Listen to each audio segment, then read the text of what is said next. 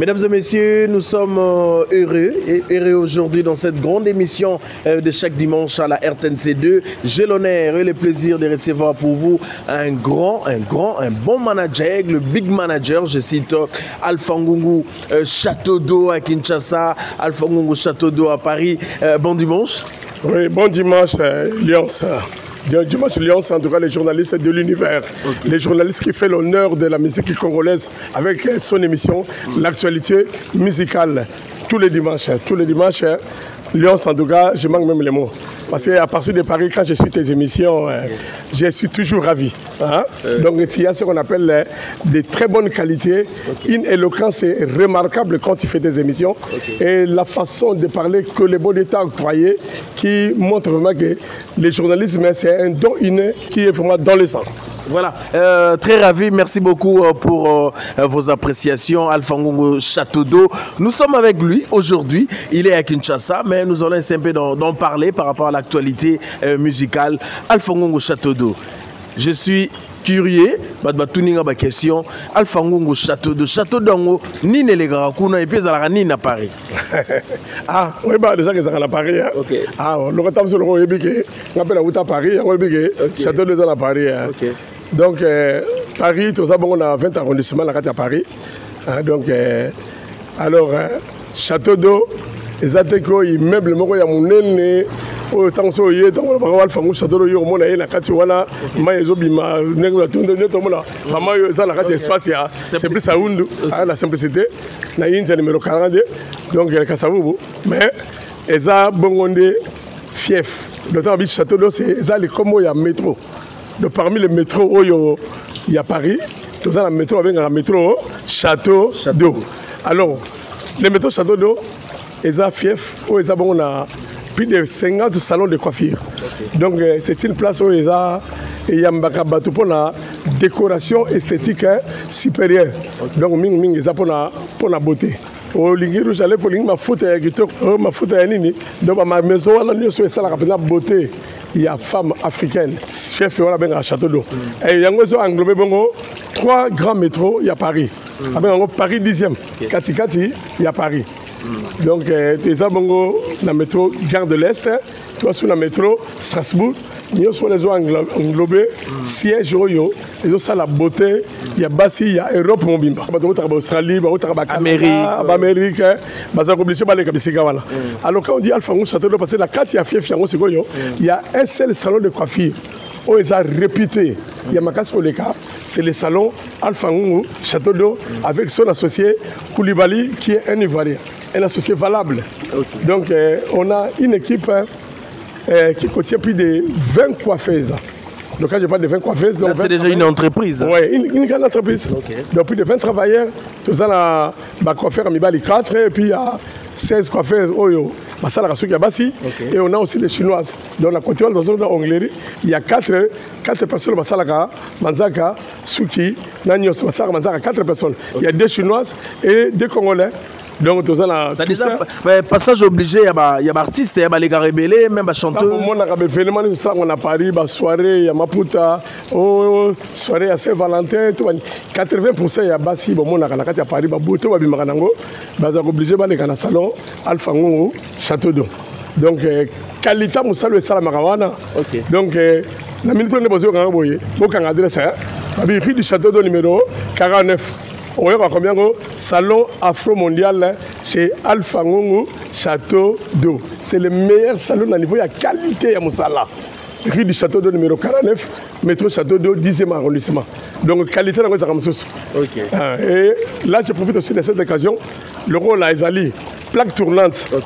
Il y a Batou, à Paris. Et fait qu'il y a plus de 90% il y a communauté africaine partout dans le Mokili. Alors moi aussi, je profite de cette occasion-là, comme tu as dit que Alpha Ngungu, c'est un grand manager de la musique congolaise. Donc autrement dit, moi je défends la culture musicale de mon pays, la culture comédienne et la culture intellectuelle dans tous les domaines possibles. Il est toujours à côté des artistes musiciens, un bon manager, lui c'est Alpha Ngungu Château d'eau Yéyo. Voilà, directement Alpha Ngungu, l'actualité reste dominée par la réunification. Réunification à Wenge, Bandekono sur Wenge Ozalana Bango, JB, Wera, Bango, tout. Est-ce que vous avez apprécié, je dirais, à 100% tous les deux grandes productions? Donc, mon attends la carte Bible, Balobeli Bongo, Bomoko, donc l'unité, et c'est le logo et l'équipe Nios. Déjà, même chez les Français, ils sont devant la carte à Paris, Baraya, il a la chanson qui dit l'union fait la force. Donc, réunification, en tout cas, moi, en tant que défenseur de la culture de la musique congolaise et le manager de la musique congolaise, Nazala qui est vraiment très ému, Nazala qui est très ravi, c'est peu là qui m'a cassé pour sa relater, la idéologie, les grands managers. Amadou Djabi, qui en tout cas, à part ça, je salue Amadou Djabi, félicitations pour l'idéologie. Et qui toujours la poste, on a pour défendre la culture, il y a la musique, parce qu'il y a des années miroir, miroir et la culture de la carte Afrique. Et puis il y a le monde entier parce que la musique congolaise, la rumba congolaise, tu as vu que la minute est autour de trophée. Donc, réunification, on a un salami. En tout cas, il y a un sengo mingi, il y a un saranate parce que il y a de cela plus de 25 ans, Oyo, Bawenge. Tu as vu JB Piana, JB et Werason, le leader. Il y a Bawenge, Banzala qui, Bangonioso. Si on est salarié, peut-être et puis ça qui m'approche belé, c'est vrai que nous heureusement le rôle parce que la qualité ma casse les cas. Bangoné son côté bakenaki, bah évolue qui bien. Mais 25 ans plus tard, tu vois que ça nini, bah bazongani. Alors ezali nouvelle moko ya esengo pour la musique congolaise. Bino bozara permis na ba musicien yo moral fango on a bande comme susu boyamba message on a réunification de effectivement 20% ba mususu te wala ça encore ba maquillage ouais ça tam susu que mon konzambo comme dans ça la ba jewa na pour la propagande na eto bani mais quand on a suivi de près on a compris que Amadou Djabi le rôle azala toujours proche ba musicien yende mutoko ko zo autonomie wana et puis pouvoir ya parole nenga salaki et yango salaki que oui, JB Piana et consort Bakutani Basola Kitoko. En tout cas, et ça qui très bien. Donc le baquet idéal, on a besoin de faire et Sengali et développer sur ma casse pour les cas pour le baptisme sous musicien Batikali. Voilà. Donc pour dire qu'à part la génération Wenge, on a besoin que la casse Yamakamwana un jour, ils ont appelé que Bazan Bakofi, les Fali Poupa, les frères et chefs de poule, les héritiers, tous les artistes et musiciens, Bango Nyoso, Basangana. Pour avoir force, il y a comment Makasi Oyo, par rapport à la conseil de la Cati Europe. Le big manager Alpha Nguru Balbi, mais avant cette production, il y a Stade de Martyrs na Pullman Hotel, Babi, et ça qui peut na ba musicien Moussou, Balinga était concert, oui, bêtement. Toboy ko cité ba komo mais yo zalana bango nyonso. Mais entre les musiciens, c'est comme si les querelles et les bayo qu'on a raté. Ils ont aussi une réunification. Mais apparemment, entre Bango et le rôle et le Félix Oazé, quoi, ordre les années des autres de pas musiciens. Moi, je me suis toujours de la parole de Liango Salah Gelelo, moi, manager de la musique congolaise. Donc, la Bible, le livre à sage, le roi Salomon. Donc, le livre à proverbe, Balobi Nabiso. Donc, là où il y a le querelle, il y a aussi l'esprit satanique. Ngai conseil ga leur besa ndongo le bitoko c'était comme ya batute ndongo na otolo bango kala mingite basala biso la biso do sengi pena inyo wala ezala ya mutema yuta la kati ya mutema bango nyoso bayo kana nenga be batika bazizani ozo sala malelo ke lobi muninga akobeta to ndenge kuwenge yokani kuna mususa mona ke no pourquoi on sala ka pour la bango ezala te ko batisa bango alors que bango so na okita na bango to bani tout ça donc ceux qui va considérer ngwana pour na ngezo sala ngamba wa mingi pourquoi yango les opé sa force il y a bateau et bazali ti opposant il y a culture de la musique congolaise bateau bazali opposant il y a concert to yebi makamlingo sur le canal à Paris sur le tel il y a de cela 10 ans passés à un moment donné mouvement Nayaki il y a des combattants qui va concéder Bétaté. Nous déjà nous dans notre domaine il y a quoi faire. Nous travaillons à travers les événements. Quand il y a des événements, on fait les chiffres d'affaires qu'il faut et il y a un peu de service de tâche on fait un loyer, on fait un taxe à l'État, on fait un et à part ça, la musique congolaise est un miroir. Il y a culture, il y a musique africaine. Partout, il y a monde. Mais Nengi et ça qui est on a conseillé la société et le Rwanda et qui dit ça mon crédibilité la mission bah congolais la Katia il y a Europe donc et ça la laisse moi mon Sony alors que pour le combattre comme on a très bien on dit l'union fait la force donc cela veut dire tous les artistes congolais oh le loyer que ce soit oh la Gaza superstar oh Aza star oh Aza nini ya muke ya munene azalakati parce qu'on dit l'humilité précède la gloire. Après l'orgueil, c'est la chute libre. Donc voilà. Moi, en tant que manager, c'est considéré seulement que dans ça, l'effort, il y a Royokana. Pour ceux qui sont ensemble, et vous allez bien, il y a lutter contre les mouvements où tout ça, il y a combat. Mesdames et messieurs, nous sommes toujours avec Alpha Ngungu, le big manager. Il est à Kinshasa. Merci beaucoup, Simplice Awundu, pour ces cadres idéaux. Merci beaucoup. Merci beaucoup à Missy Kimbeni, monsieur propre, l'ami de Alpha Ngungu. Madame Prudence Tatakala, la femme légitime de Alpha Ngungu. Il est pas à Kinshasa. Bon dimanche à vous. Nabo Sanité, Ambara de Saint-Ouen, le capitaine. Yebo Mbote Belé. Bosé Belé, Kuna à Paris, Bamote Nabino, Francis Vemba. Alors, Alpha Ngungu Château d'eau, na kati ya réunification, mais toujours senti l'absence. Je cite Marie-Paul Azalagité, Alain Pella, Emile Anol et Landoï na Alain Pella. Se dit à quoi? Oui, aux Osenga Bolingo, mais Yopozagi na poto, aux Arana musicien. Et là, on y est salaki surtout Alain Pella yate. Et puis peut-être aussi Marie-Paul Azalana na ba production on a été. C'était dû à quoi? Oui, effectivement, ben, il me semble que la plupart de ces musiciens-là, autant qu'on les appelle, interview et belé, c'est la mission, ils ont quand même dit extrapolé par rapport à Alain Pella. Donc, on appelle Alain Pella, artistes et musiciens, ils ont salé Talé Belé, maintenant la Wenge ensemble. Normalement, pour la bataille, c'est Alain Pella, à quoi il y a un concert.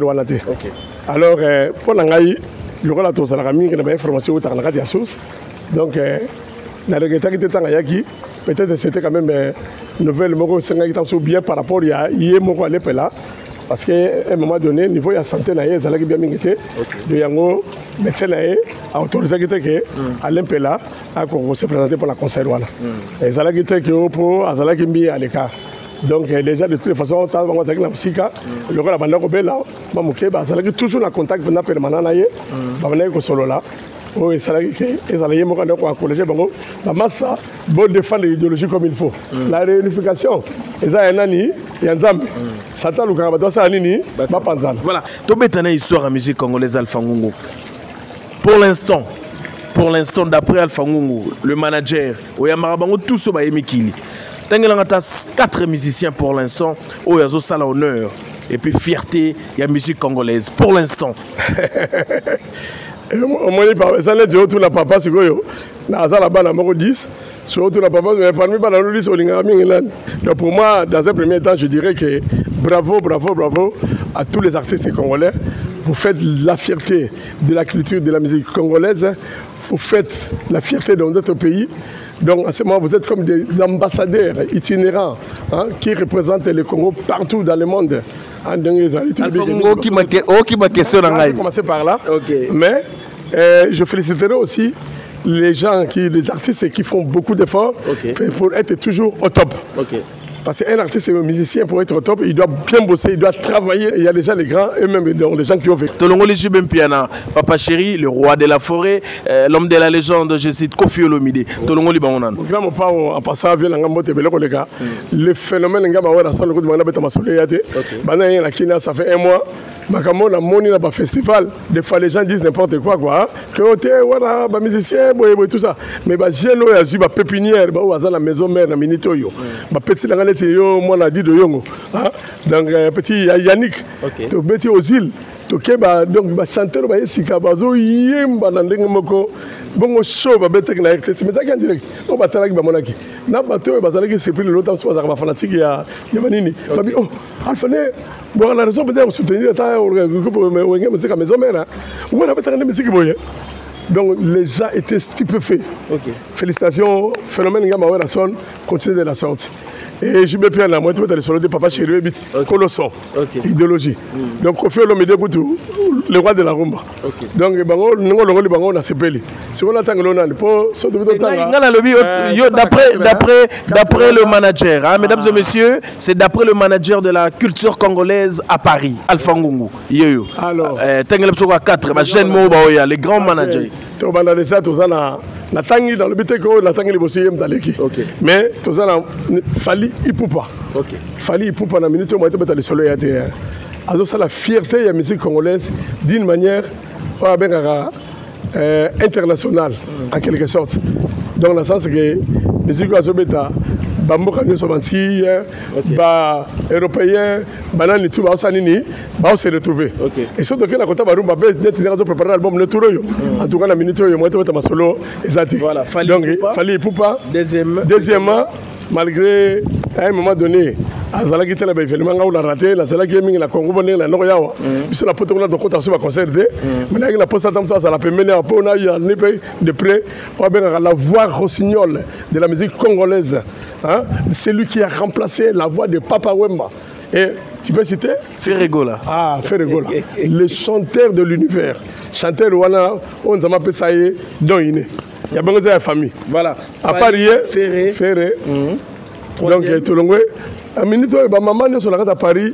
C'est que musique, il y a moi, on va le taper musique. On va Coca Wera sonner. Coca Wera sonner. Et Coca Wera sonner. Bien affilé. Mais quel progrès! Avec bien affilé, on ne parlait pas d'un progrès arithmétique. Lui, c'est qu'on a fait ce qu'on appelle la progression géométrique. On ne va pas additionner pour lui. Mais il a fait ce qu'on appelle des multiplications. Il y a 2 multipliés par 2 égale 4, 2 plus 2 égale 4. Mais sauf que on va partir à 3. 3 multipliés par 2. Ah oui, donc on tient par 10. Donc en tout cas, artiste dans le monde, on s'appelle à Paris, au Kokaki, dans ce pays-là, on s'est produit un événement belé pour les cas. Donc en tout cas, considère de la sorte, Moussala qui toque. Voilà, la tangue c'est au 4e. Ah. Pour terminer. Tout après, on la musique internationale, les plus jeunes. Nous déjà tous en Fali, Ferré, Hugues Binafilé, Yasuka, 454. Petit Langa, Zubin Samokil Mobile. Évite. Demain, la biso, moi, mon cas, je vais balader, c'est à mon col de mon amouké. Nani, vous savez pas comment c'était? Si elle goûte à Ebi. Moi, la musique, elle m'a attaqué. Héritier Wata. Ah, Monia. Ah, on a suité. Si vous voyez, ok, si vous la carte de Makamou, mais hier, tu retiens à côté parce qu'il y a aussi une musique internationale. On a dit non, c'est vite. Il y a un moment où alors, ce qui est ok, d'un côté, il y a rumba. Le rumba de rumba. 5. Ah, c'est bon. Parce que la performance, la qualité, le talent, il y a hérité. Non, il y a bien noté. Malgré que tu as n'importe quoi, pour la salle, il y a un podium, tu as une génération, c'est la génération montante. Tout ça, la poste a suivi. Tout ça, la poste a suivi, la musique congolaise. Tout ça, toujours la bateau, un jour, ce micro va s'arrêter, la relève. La relève, c'est ça. Voilà, Alpha Ngungu. Héritier Watt, en tout cas, confirmation totale. Dans la salle qui m'a manqué les événements, autobus à Calamité en ligne. Dans la kermesse, il y a Roger Ngando. Héritier. Bien affilé. Héritier, qualité voilà. Musique. Alpha Ngungu, on s'informe, toujours dans la musique congolaise. Les gamins, ils ont en actualité dernier fils. Oui, en son habit, dernier fils, Ezali, héritier Watanabe. Mais Badoussou, habit dernier fils, Ezali, Ferregola, Bataringue. Ils ont moi na maison mère. Na histoire, bana poto baota la bisou. Hein? Amisi Gimbeni, Azolanda biso, bana poto, ba prudence tatakala, bazolanda biso. Yozala, oza mwana ya wenge musique à maison mère. Est-ce que le solo ya dernier fils ya wenge parce que bolote pas le bi ya zaki dernier fils. Quand l'émission na biso, si nzanga yebi, et bolote pas le bi, tangu ba ferre, ba kendaki, attaque wana na ba JDT, mais yé pas zaki dernier fils. Alors, message na réaction na dernier fils ya wenge. Et ça vraiment réellement héritier Wata. Est-ce que Ezali Ferregola? On se pose des questions. Ben, il me semble que j'ai déjà fait une émission à Paris Et on m'a posé aussi cette question-là. Moi, de mon côté, jusqu'à présent, je n'ai pas parlé avec Werason aussi pour savoir pourquoi le bail héritier Wata a sa donné fils. Mais pour moi, je dirais Werason a l'occasion jamais polémique dans la Katia Mokeli. Ayebi que tant que ça a wenge bangonioso. Muto azalaki mutasuka ya kota na wenge ezalaki nani faire chair de poule. Mais ce jour-là, la Katia conseil tant que héritier Wata donné fils pour dire que pour la yembo wana yebi que na bana nyoso nengi ya salaka ba wenge na ye maison mère. Parce que c'est considéré aussi comme wenge, n'est-ce pas? Donc mutu ya suka oya ko bima atika wenge maison mère zaginani héritier. Et la minute yo dernier fils a bien mais Moussa Sala a sauté mingo bakenaki avant hier. Donc Werason, il est très fier de son fils héritier parce que l'héritier a beaucoup patienté avant Atika Wenge à que nous la groupe là et c'est ce qui fait que à Mati Makas ko sakala te malamo. Merci beaucoup. Werason aussi le soutien à 100%. Merci beaucoup. Parce que Azong Sagi retour. Tout sur la place wana.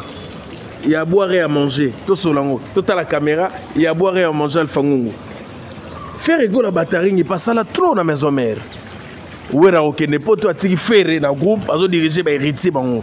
Héritier pe à ça là trop. Bah y a ba ke mais héritier pe azo monopole wana na kati ya maison mère. Mais bino boza ba kolo maison mère.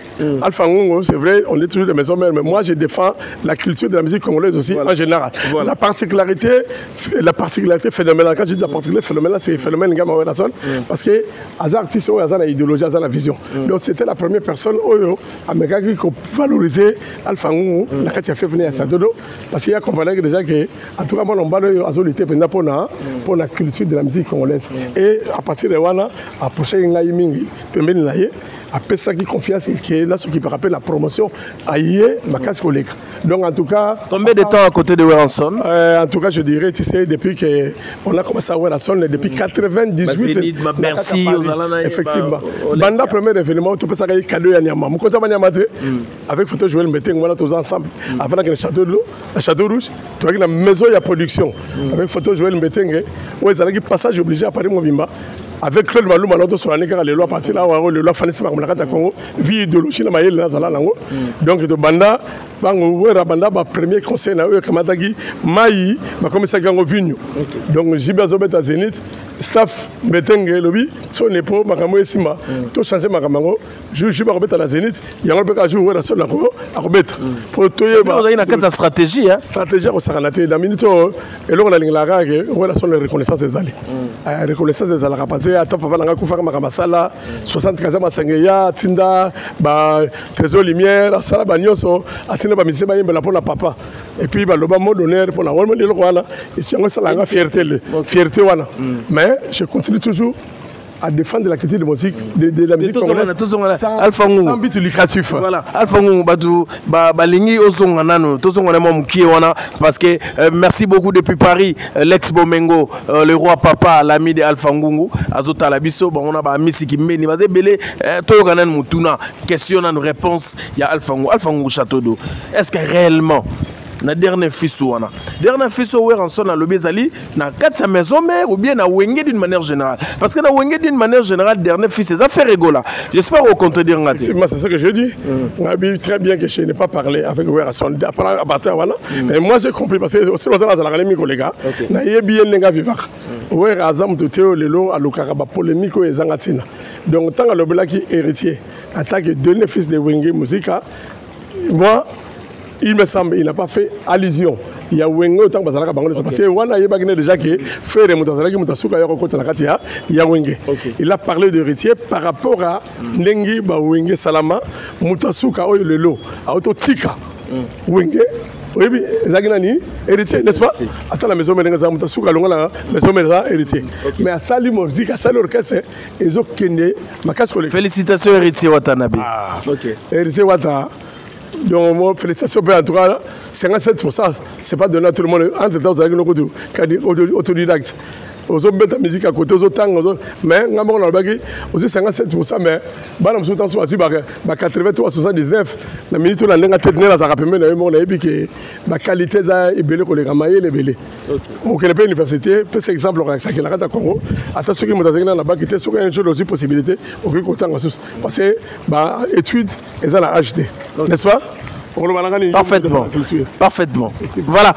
Afangungu, Château d'eau, Yeyo, Château d'eau à Kin, Château d'eau à Paris, Yeyo, le manager, le big manager de la culture congolaise. L'homme aux paroles secrètes, mielleuse. Bon sentir, hein?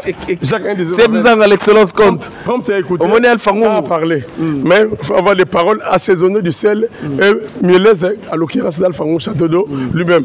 Les grands managers, Alino. Les cordons Alino. Alino va forme. Alino va forme, la valeur si. Ok. Il y a un mandat santé. Mais si on est Alino, une minute. Voilà. Voilà, Alino forme il est toujours à côté de Koumou Manda chante. Bon dimanche. Alino forme un mot aussi, Balbi, tout ça na la simplicité et pas simplice à une babi. Si Alphango a passé ce jour, on va lui dire que flat il y a le niveau il y a l'écolo. Ah on va la poto na boya wate. Inza numéro 40 chez ces places où Alphango a la numéro sur mon téléphone. On a passé ces jours là na ko sabinoté on va pas que donc qui ça la carte à poto.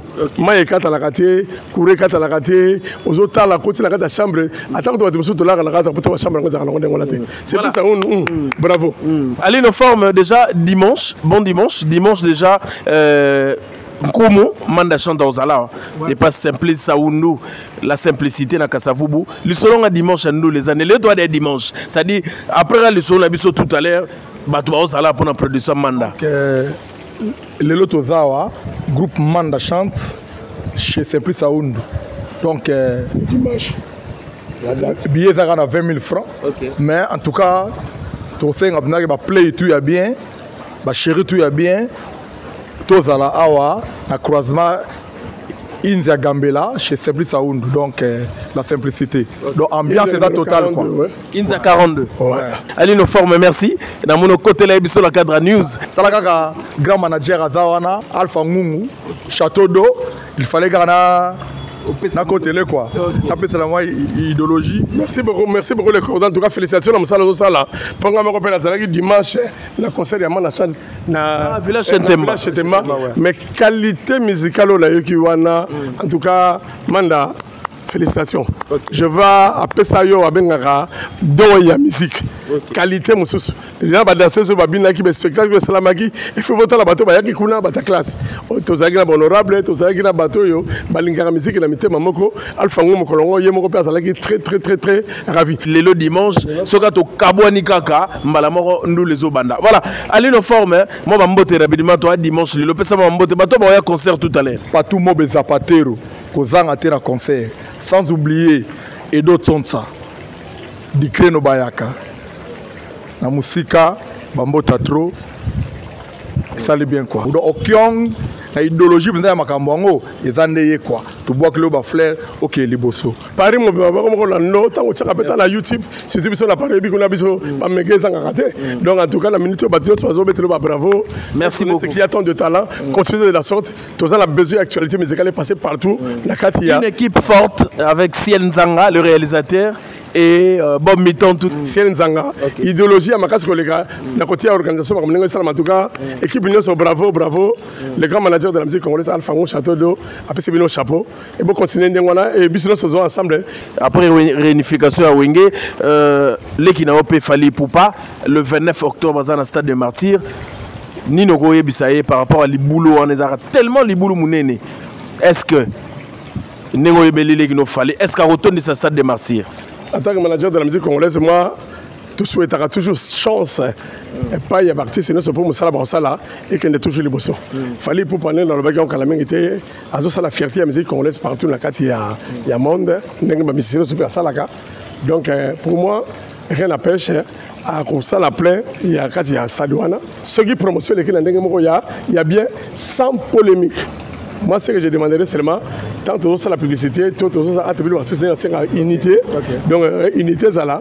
Donc, à ça la publicité, par rapport à Yemoko, ça c'est comparé avec les autres. Voilà. Parce que quand tu te compares avec les autres, tu reparles comme si c'est l'orgueil. Alors qu'on dit, après l'orgueil, c'est la chute libre.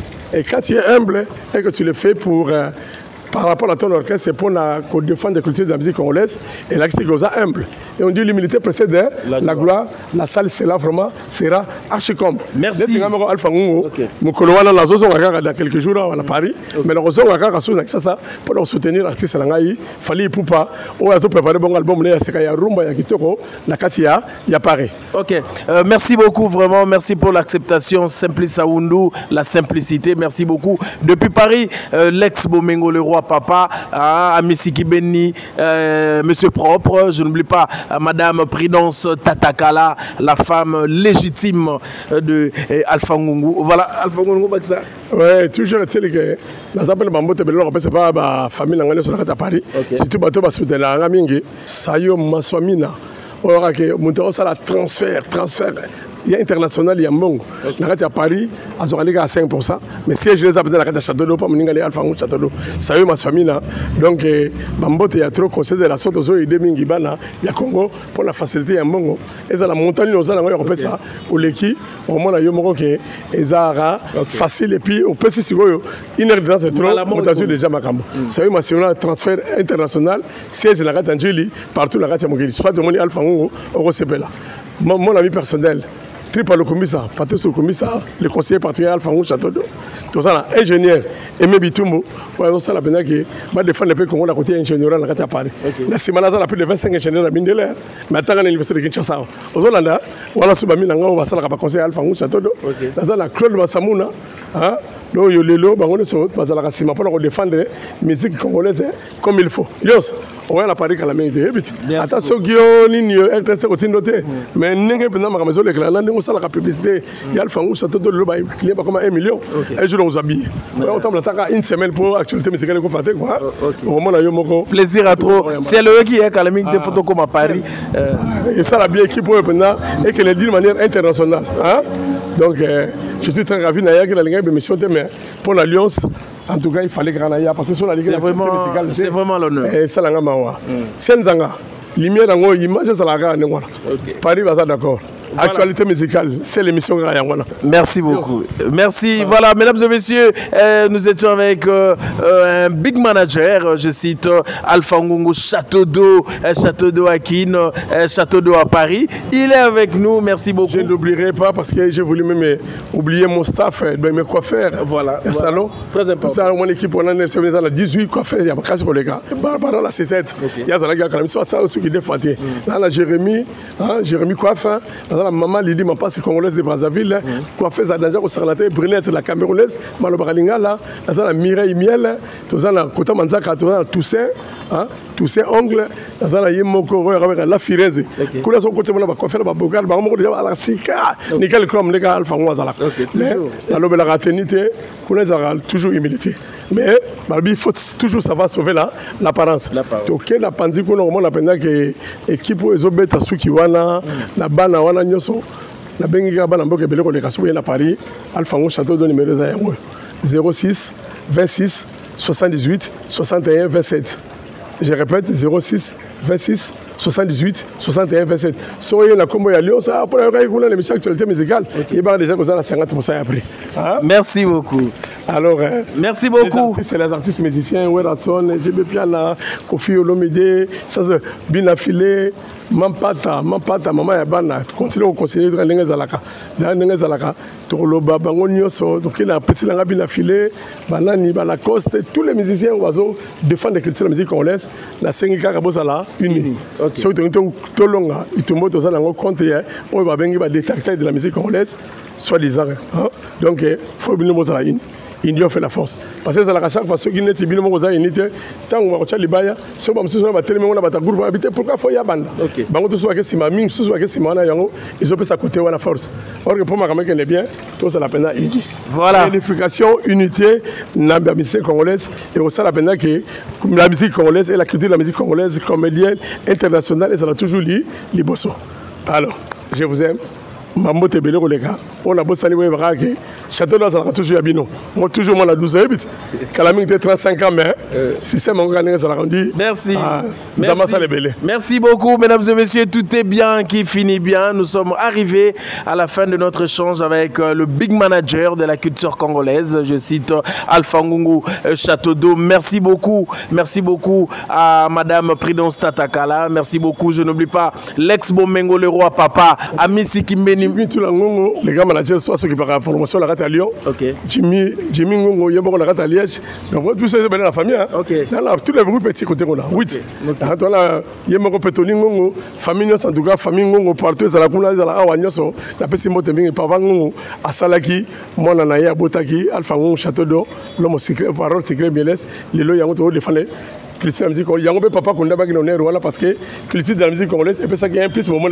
Merci beaucoup de partout. Merci beaucoup Francis Vemba, Jarman. Je n'oublie pas la grande équipe de cette grande émission. Sienzang à l'excellence compte, Bob Mitantou. Merci beaucoup. Un élément, nous allons suivre un élément qui va nous proposer la réalisation signée l'excellence compte. Ciel Nzanga, nous étions avec Alpha Ngungu Château d'eau, Sabi à la bonne foi qui est. On se retrouve très prochainement. Au revoir.